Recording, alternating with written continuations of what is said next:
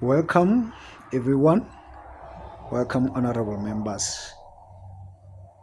In today's lesson, we'll be looking at the physical science, but we'll be concerned today on the chemistry part of our physical science.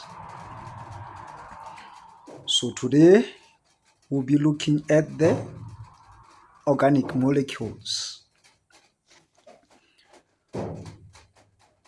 Honorable members, I'm aware that you know that compounds are the molecules which consist of two or more elements that are combined together chemically.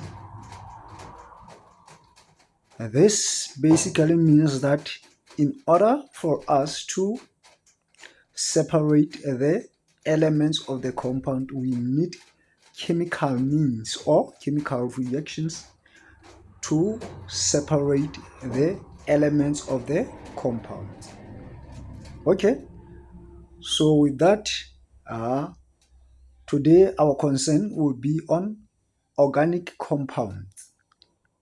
So what are the organic compounds? The organic compounds are the compounds that contain carbon and hydrogen atoms. So these compounds can be in the gaseous, they could be in liquid or solid phase. So honorable members, beware or be aware that all the living matter contains organic compounds. So as we said, the organic compounds contain carbon and hydrogen atoms. Let's have a look at the uniqueness of carbon atom, specifically for now. So carbon is a very unique and is the basic building block of all organic compounds. Its atoms have a valency of 4 in a tetrahedral arrangement. So this basically means that it is able to make 4 bonds. So the carbon can make 4 bonds due to its valency of 4. So the carbon atoms can form the carbon to carbon bond in a single manner, or they can form a double bond or even the triple bond. So ladies and gentlemen, let's be aware or take note of one thing. As we said that the carbon can form 4 bonds, that don't necessarily mean that it can only form 4 bonds with 4 other atoms. So it can basically form those bonds with other carbon atoms. So we can have carbon to carbon. As we see here, we have a single carbon to carbon bond, and here we have double carbon to carbon bond, and here we have a triple carbon to carbon bond. So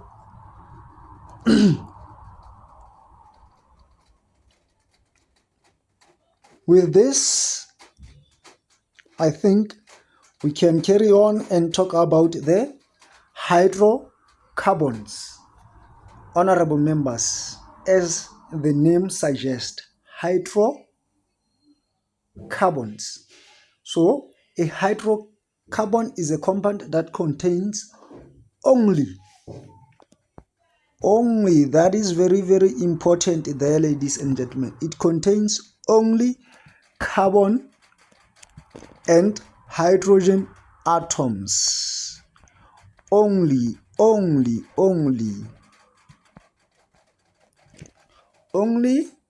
carbon and hydrogen atoms.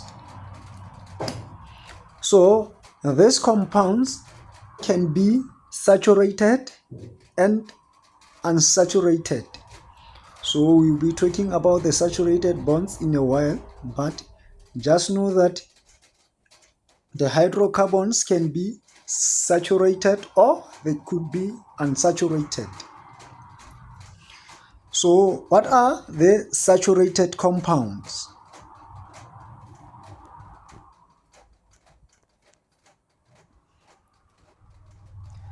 A saturated compound, honorable members, is a compound in which all of its bonds between carbon atoms are single bonds.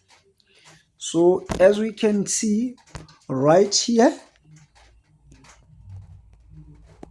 where we have carbon bonds,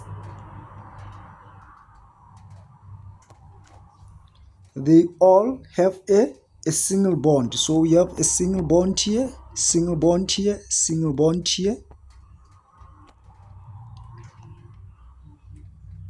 So that makes that compound a saturated compound, because the bond between carbon atoms are single bonds. While for an unsaturated compound, honorable members, we can have double or triple bond between carbon atoms. So we can have either triple carbon to carbon bond and double carbon to carbon bond, or we can have only triple carbon to carbon bond or only double carbon to carbon bond in a whole of the compound. So it doesn't matter, there could be two of double bonds, there could be two which will be double and triple bond, but as long as you have double or triple bond, that compound, we say that it is a unsaturated compound. I hope that makes clear of everything, honorable members. As we can see right here in this compound, we have a double bond there. So this means that our compound is unsaturated.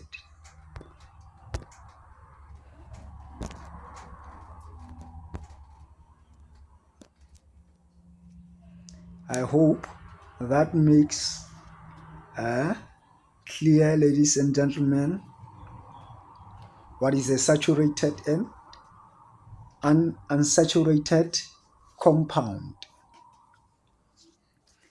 So we can test whether a compound is saturated or unsaturated if we don't know any of that. How are we going to do that? We test saturation with either a boron, a diatomic boron which is in aqueous form, or we can use potassium permanganate also as a test to our solution. So what happens is you'll be having your unknown solution, ladies and gentlemen. So you'll be having your unknown solution. What you are going to do to that unknown solution, you are going to add the test substance which is either a boron or potassium permanganate. So what happens when you add the test? If the solution remains clear or it discolors quickly, so it takes just a small period of time to lose its color, and then you know that you have an unsaturated solution. So the unsaturated solution can either be alkene or alkane. Can either be alkene or alkane. Okay, just to take you a little back there. On the saturated compounds, as you can see, we have the alkanes, but under the unsaturated compounds, we have the alkenes and alkynes. So the alkenes will be those compounds that have double bonds in a compound, while the alkynes will be the one that have triple bonds in a compound. So as you test whether your unknown solution is unsaturated or saturated solution, you would have to add that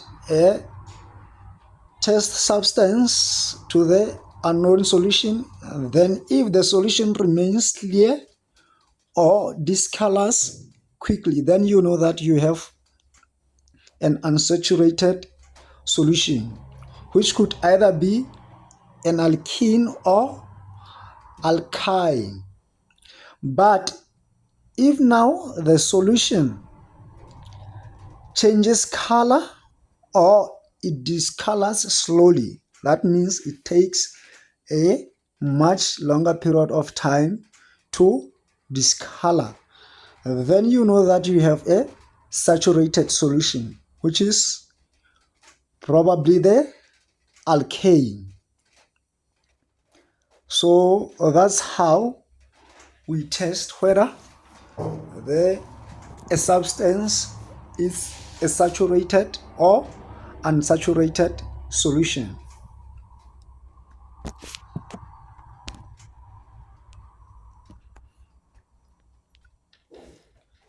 So, ladies and gentlemen, we have what we call the alcohols under the organic compounds. So these alcohols can be classified into three, being the primary, the secondary, and the tertiary alcohols, ladies and gentlemen. So what are the primary alcohols? The primary alcohols, in primary alcohols, one carbon bonded to the carbon bonded to the hydroxyl, which is our OH. So as you can see here, we have the carbon, sorry for that. From here, as we can see, we have the carbon which is bonded to oxygen, bonded to hydrogen. This carbon is also bonded to the other part of the compound, which is represented by R, so which is probably the other carbon atom here, so that we have carbon to carbon, which is also bonded to our hydroxyl. So there we are. We have the carbon two carbon, and that last carbon is bonded to our hydroxyl. So in that case, we have what we call a primary alcohol. What about the secondary alcohol? So what happens in secondary alcohol is that two carbons bonded to the C bonded to the hydroxyl. So as you can see here, we have R here and R prime here.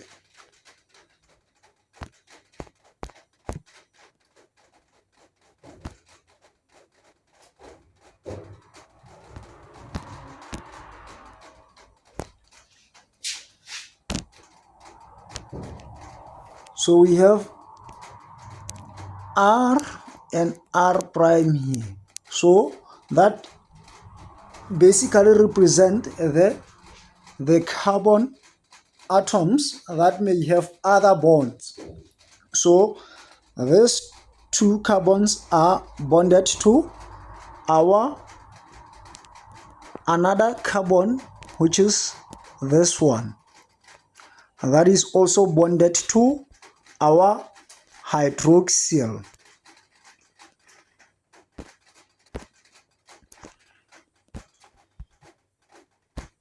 So if we have two of the carbon atoms being bonded to the carbon that is bonded to the hydroxyl, then we know that we have a secondary bond. I mean a secondary alcohol. But for the tertiary, in tertiary alcohol, we have three C's or three carbons bonded to the C, which is, or the carbon which is bonded to the hydroxyl. So whenever we see a hydroxyl bonded to a carbon, we know that we have an alcohol, ladies and gentlemen. But now, if that carbon that is connected to or that is bonded to our hydroxyl, it is also bonded to other three C atoms or carbon atoms, which are represented by this R, then we know that we have a tertiary alcohol.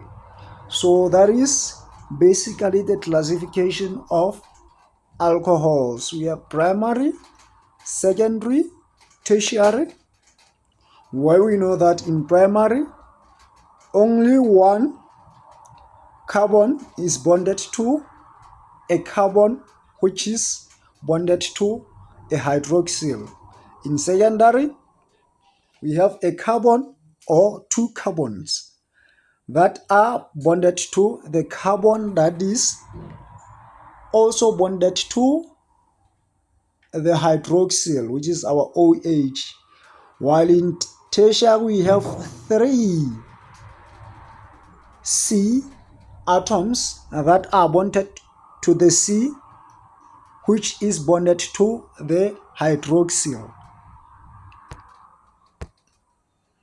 I hope that makes clear on the classification of the alcohols.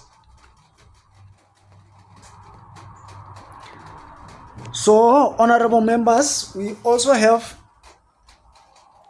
or we can represent our organic compound into three ways, which are the molecular formula, the condensed formula, and the structural formula.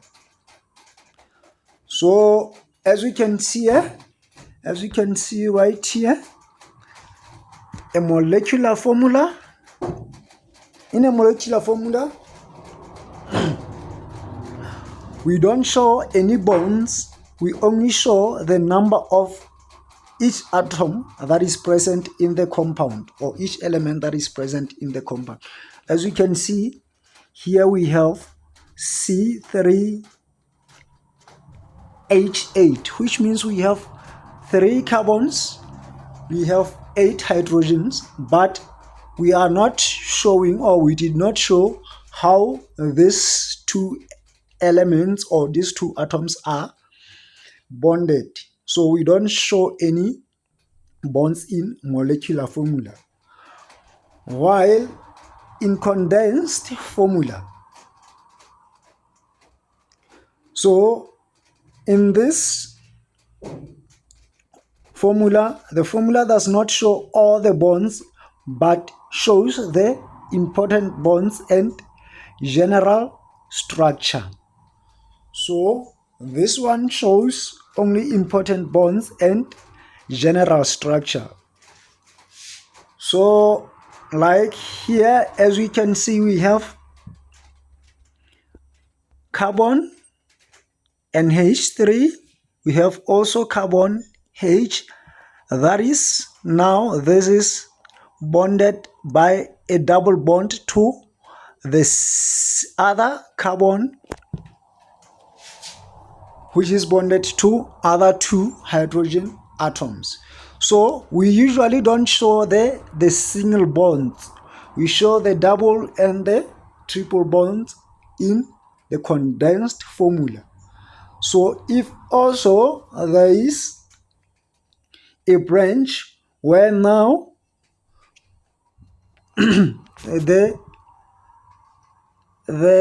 other element is not bonded straight to the carbon, but it branches either downward or upwards, then we show that bond, that okay, in here we have a branch, but the single bonds are not shown. They are only shown if they are the branches. We will see those branches in a while as we talk about the naming, or as we look at the structural formulas. All right. So with this, I think we can carry on to the structural formula. So this one shows all the bonds and atoms in the molecule. So as we can see that we have that 3 carbon atoms and 8 hydrogen atoms, as like the one that is here. So this is the same molecule that we are expressing here, but now we are expressing it in a structural form. So we are now able to see that the carbon is bonded to the carbon, and lastly to the other carbon, which is now bonded to hydrogen, and we see how all other hydrogen bonds to the carbon elements or the carbon atoms. So that is basically the structural formula.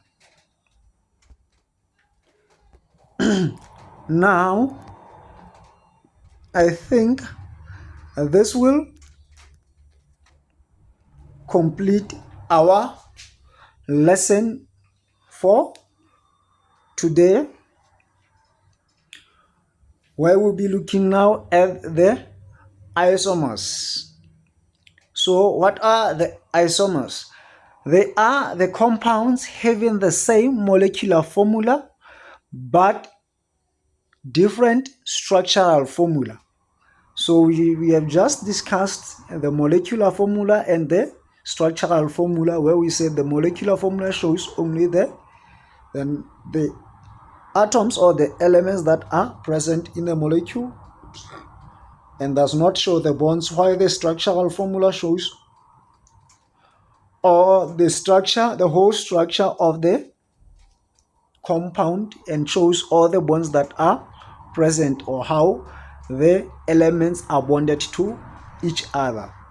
So the isomers have the same molecular formula but have different structural formula. How is this possible, honorable members?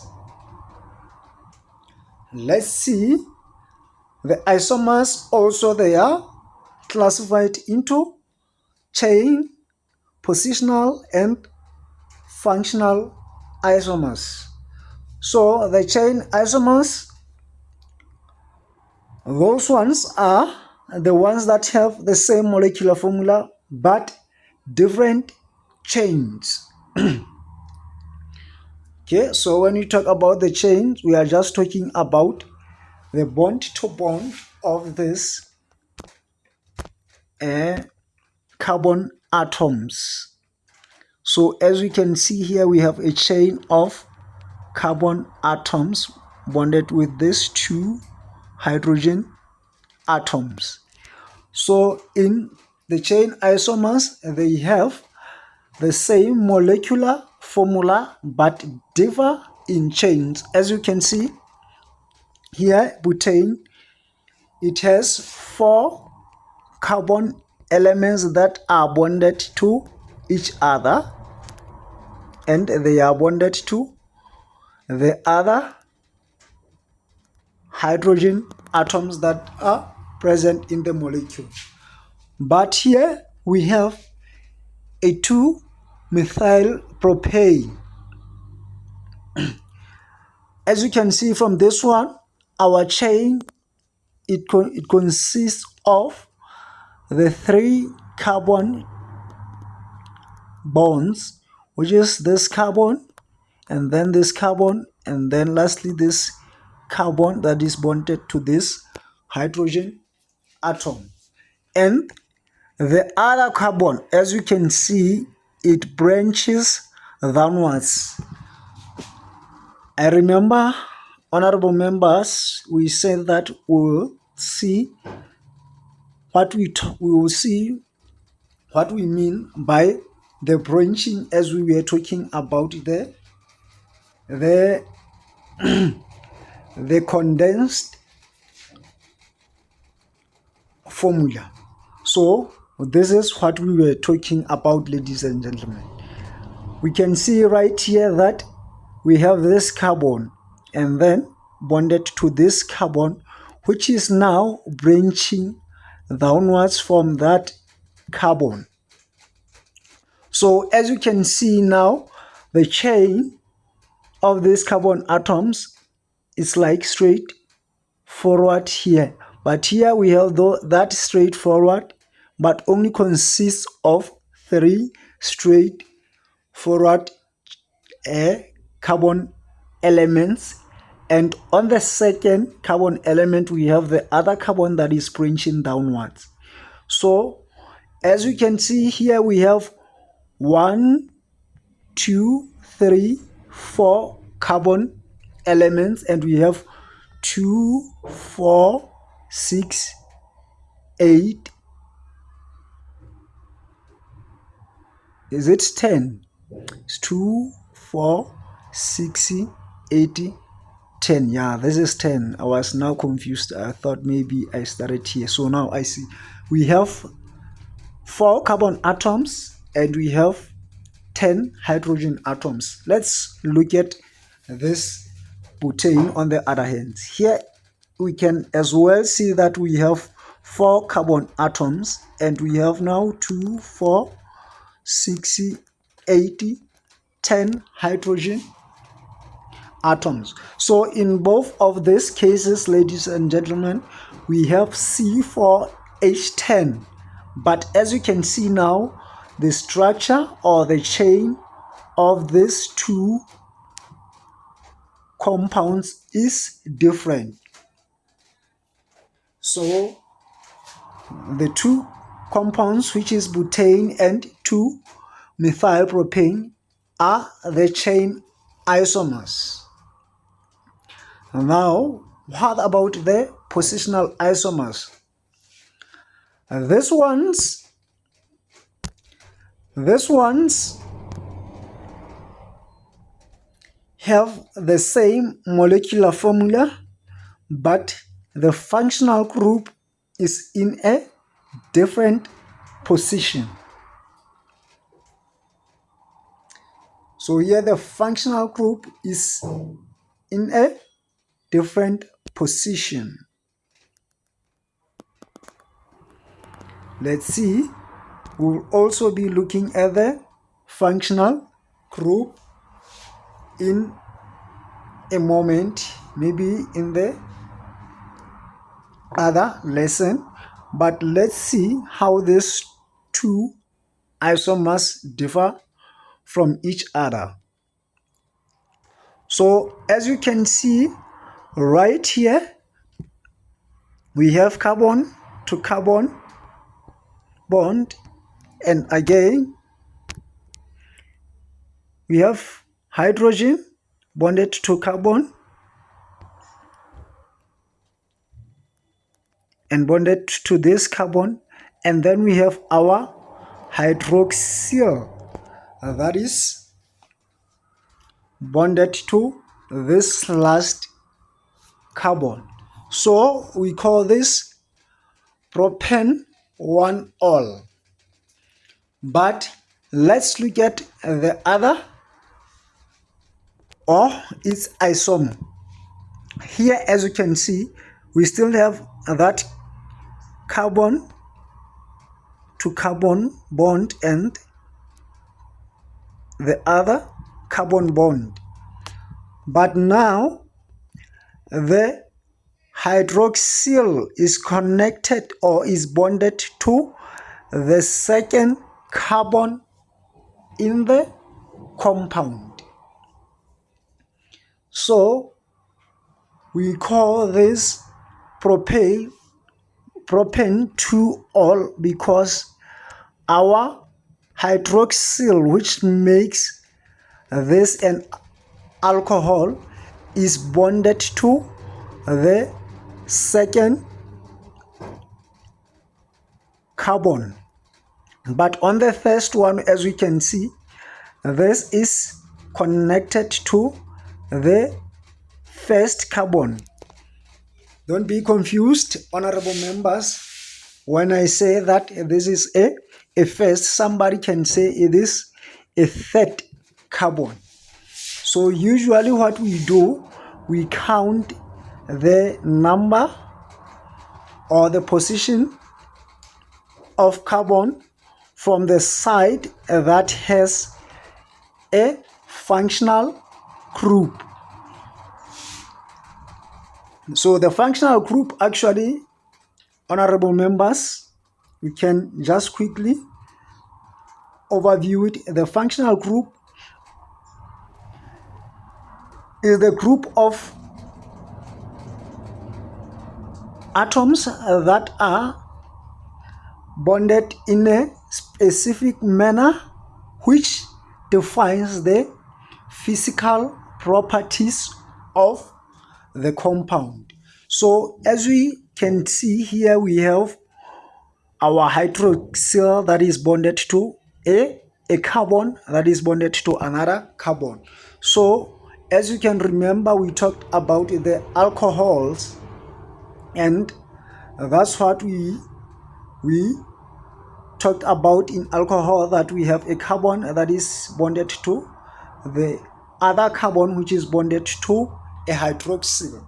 So that this is basically the functional group. It determines the physical properties of the compound. So here we have our functional group right here in the middle. So these two, they are positional isomers because they have the same molecular formula, but now the functional group is in different position.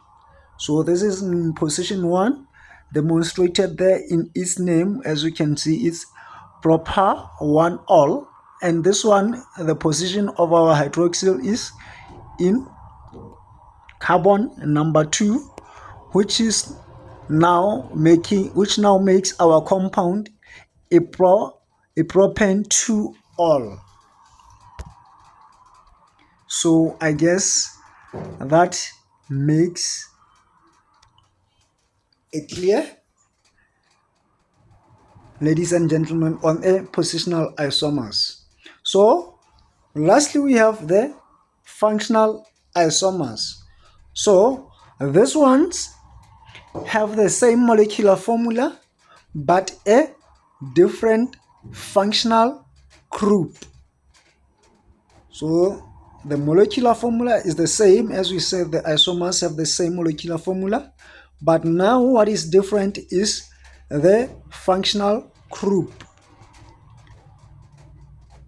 So we have the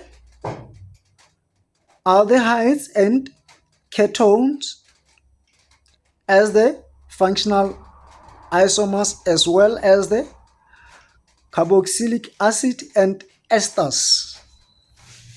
So we have two examples here to demonstrate the functional isomers. So as we can see here, ladies and gentlemen, honorable members, or the members that are honorable, we have here carbon to carbon bond. So we have 3 carbons in the first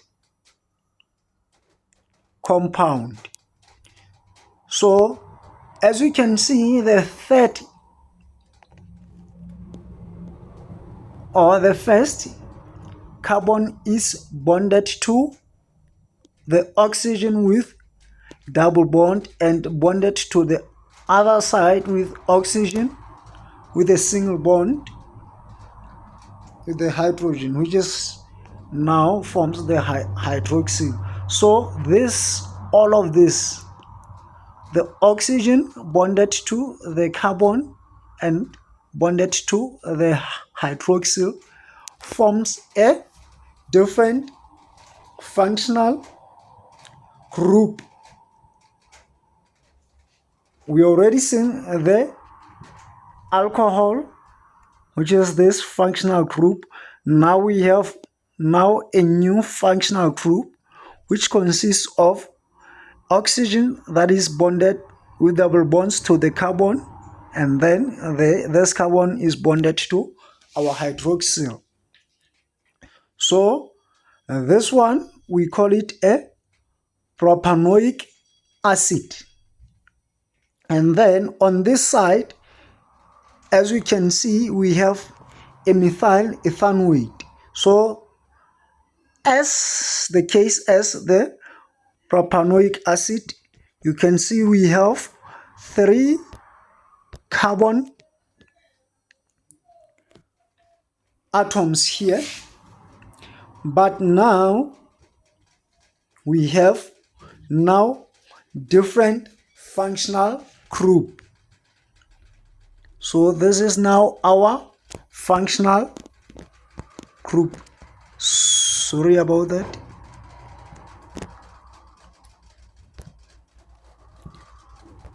So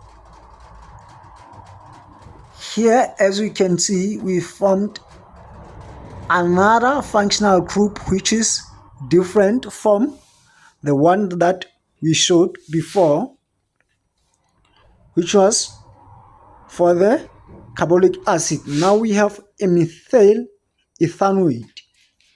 So these two has the same molecular formula, as they all have 3 carbon atoms and 2 oxygen atoms, and then 1, 2, 3, 4, 5, 6. As you can see, even this side is 1, 2, 3, 4, 5, 6 hydrogen atoms. So the molecular formula for these two is the same, but now the functional group is the one that is different. So we call that the functional isomers. So, ladies and gentlemen, with this, I would like to end our lesson here. We will continue on the next lesson with how we name or the naming of these organic compounds.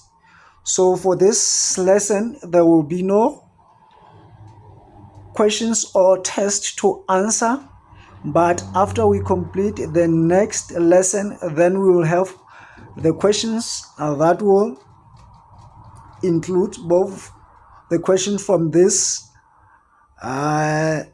introduction of organic molecules together with the next topic that we'll be looking at, which is now how we name this organic compound. So, ladies and gentlemen, I hope that we did enjoy and have the idea on the organic molecules or the organic compounds. So with this, I would like to say thank you, and let's meet again on the next lesson, where we'll be looking now at the naming of organic compounds.